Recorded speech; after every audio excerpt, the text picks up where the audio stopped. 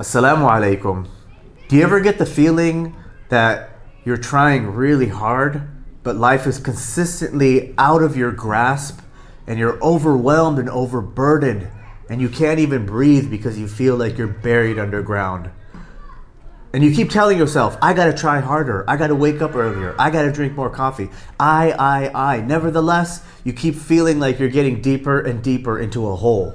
What if I told you there was a spiritual principle in Islam that allowed you to breathe while you're underground and it brings you back to the surface level? The spiritual principle is called Faqr ilallah, spiritual poverty towards Allah subhanahu wa ta'ala. What it means is that you recognize that whatever you have, whatever entitlements, whatever you achieved in life, it ultimately came as a gift from Allah subhanahu wa ta'ala. And you're not independent of Him. And that you need Allah subhanahu wa ta'ala, not only for your next breath and blink, but for your existence.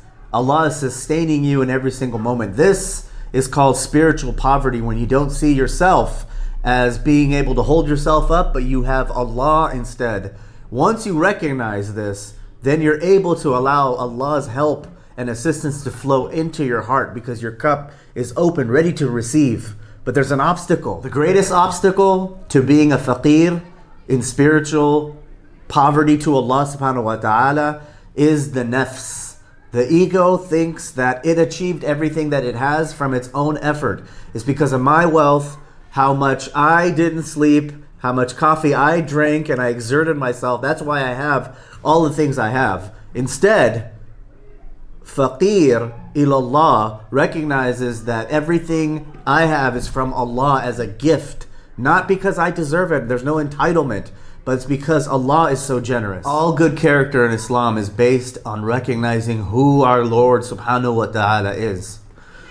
And faqir, spiritual poverty, is the same way. It's based and rooted in the fact that Allah is Al-Ghani, the one who is ever rich, infinite in His ability to give beyond what you could conceive, and recognizing that everything you have is from Him, to Him, for Him, and by Him, subhanahu wa ta'ala. Once you have this recognition, your heart and your soul are ready to receive from the gifts of your Lord. Allah subhanahu wa ta'ala in the Qur'an alludes to this state of spiritual poverty before Him when He tells the Prophet sallallahu alaihi wasallam, فَلَا تَقْتُلُوهُمْ وَلَكِنَّ اللَّهَ قَتَلَهُمْ, that it wasn't the Prophet and his companions that struck on that day on the battlefield, but it was Allah that struck the enemy.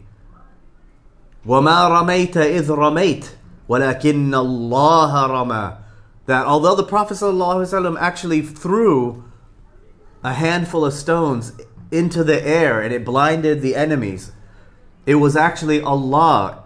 He informs the Prophet ﷺ that I was the one who was actually throwing. It's not to deny human action, but ultimately all phenomena that we see in the world is by Allah's permission and His power.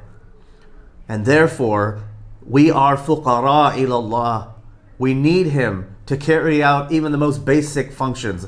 And the Prophet ﷺ knew this. This is why he made dua every single day. لا تكلني إلى نفسي طرفة عين. Don't leave me to my own devices and myself, even for the blink of an eye. Recognizing his existential state of poverty before Allah, that even the blinking of an eye requires Allah subhanahu wa ta'ala's care and concern so that it can happen.